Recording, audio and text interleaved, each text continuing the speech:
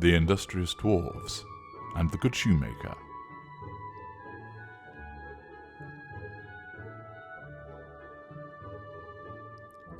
Once upon a time, there was a shoemaker who worked very hard and was very honest. Despite his industry, however, he couldn't earn enough money to live on. One day, he returned from the pawnbroker's to his waiting wife. "Well, I've pawned nearly everything we have, save some leather and my tools. We can at least pay the rent this month, so we will have a roof over our head come Christmas," he said. "It's the rent that's the problem, dear husband," answered the wife. "If it was not so extortionate, we wouldn't be in this pickle. Every month the landlord's agent, that horrible Mr. Lieutenant, comes round here and tells us that the landlord has increased the rent again. I know, dear wife, I don't know why he doesn't evict us. It's because you keep trying ever harder to please him. That is why. And look at us now. Nothing to eat and Christmas on the horizon. What are we to do?" "Well, I have enough leather for one pair of shoes, which I shall make tomorrow, and hopefully a well-to-do customer will purchase them from me, and all will be well. Worry not, dear wife. We have one another, and our honesty, our decency, and our compassion."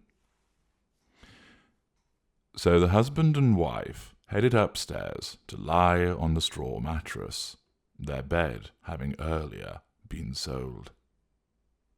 In the morning the shoemaker rose, said his prayers with a rumbling, empty stomach, and went downstairs to the workshop. There, on the workbench, was a beautiful pair of leather shoes, fashioned to the highest quality. The shoemaker knew not what to say at such an odd thing happening. He examined the workmanship, and there was not one false stitch in the whole job. Later that day, a somatic narcissist arrived at the shoemaker's, and with doting empath in tow, the somatic wanted to show off, and he bought the shoes, and with no regard for his already straining overdraft, paid over the odds for the marvellous shoes, and departed with a flourish.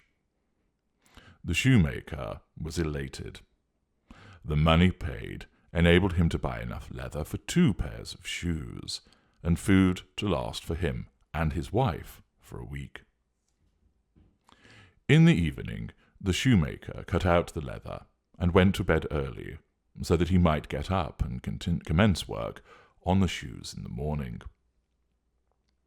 He was saved the trouble, however, as when he came downstairs to the workshop, he found that 2 pairs of magnificent shoes with red soles had been fashioned. As soon as the shoemaker opened the shop, an elite narcissist appeared and purchased both pairs of shoes for his dirty little secret that he needed to keep sweet. The elite narcissist, in keeping with his status and grandeur, paid handsomely for the shoes to the extent that there was sufficient money for the shoemaker to purchase leather for 4 shoes, and for him to pawn back his e-phone from the pawnbrokers. Once again the shoemaker cut out the leather, and in the morning came down and found the work had been done for him once again, and he found 4 pairs of boots, polished and buffed, ready for sale. So it went on, with the shoemaker buying more and more leather, and his wife splurging on the rain-frost internet store as she stocked up with essential goods, such as a text messaging chandelier, an ePod toilet speaker, a head massager, and a noodle fan. Happy days indeed.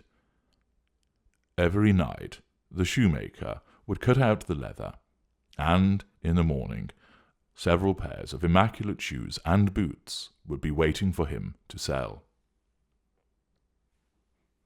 One evening, about Christmas time, the shoemaker and his wife were sitting over the fire chatting together, and he said to her, "We have been most blessed by whoever it is that is making these shoes and boots for us.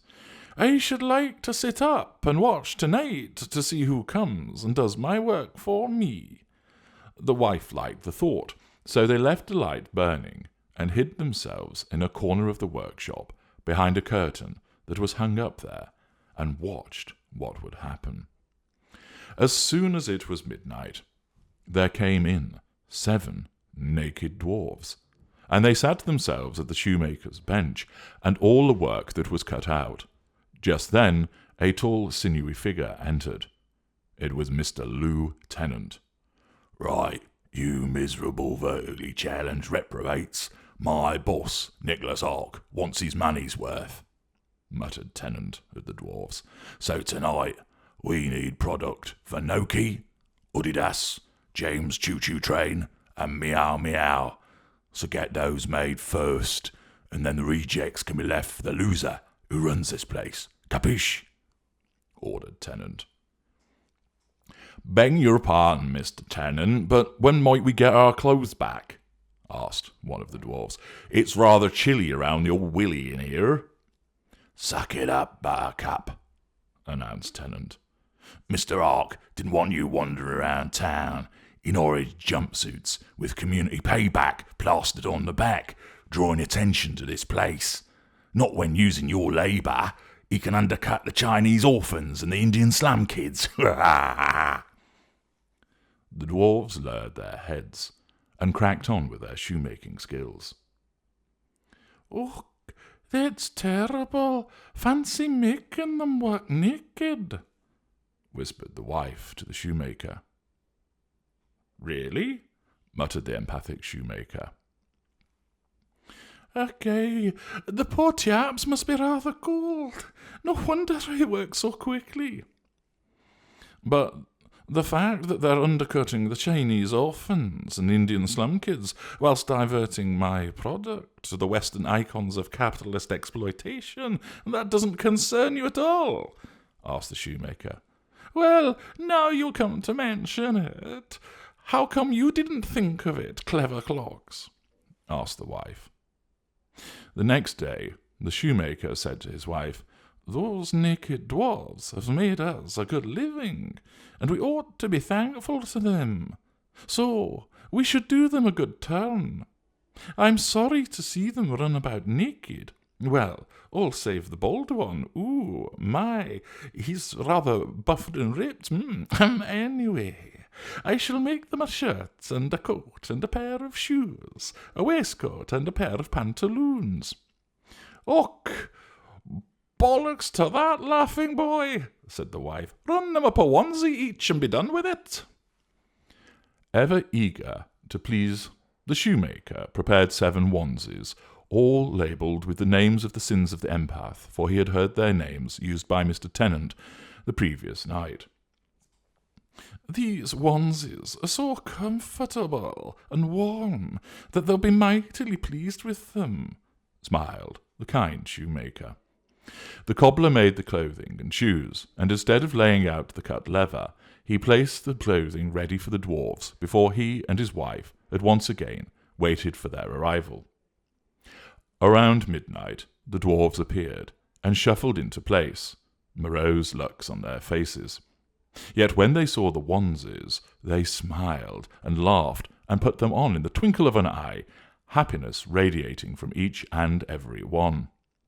"What in the name of Satan's pitchfork is going on here?" shouted Lieutenant when he entered the store. The dwarves stopped their jigging and jubilation. "Where's the new product?" asked Tennant. The dwarves shrugged. "There is none," said the shoemaker as he emerged from behind the curtain. "What do you want, loser?" asked Tennant. This sweatshop is now closed, and you are to release these fine fellows from their indentured servitude. I shall look after them now as proper employees with attendant benefits and health insurance." "Oh, no, you won't," snarled Tennant. "By interrupting this order, you are in breach of contract, matey boy, and liquidated ascertained damages are, massive. So, pursuant to the clauses in this contract," said Tennant, plucking what looked like a chocolate bar wrapper from his pocket, "Mr. Ark is entitled to all your money, seizure of all chattels and equipment, and your immediate eviction. Now, piss off." "I'm not standing for that," declared the shoemaker. "In the name of light and all that is good, we shall rise up against you. Who is with me, boys?" cried the shoemaker, looking to rally the 7 dwarfs. Yet when he turned to them, he found that they were all sound asleep, a combination of their fatigue and the new-found warmth and comfort of their onesies. "Come on, dear, we can take him," said the shoemaker.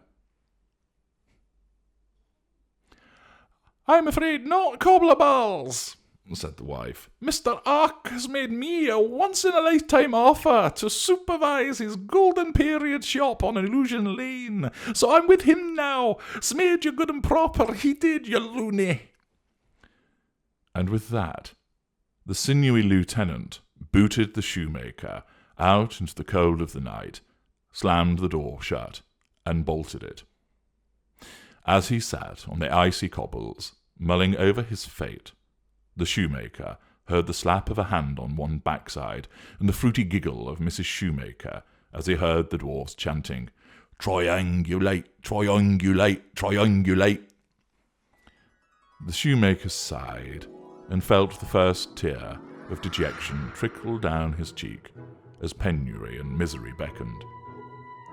And Mr. N. Ark, Mr. Lieutenant, and Mrs. Shoemaker had an enjoyable and fuel-filled ménage-à-trois ever after.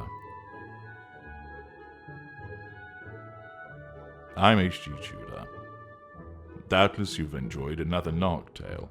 If you'd like to experience more of these, see the link in the video description to access the audio versions of Narc Tales Volume 1 and Volume 2. You'll find them most enjoyable. Thank you for listening.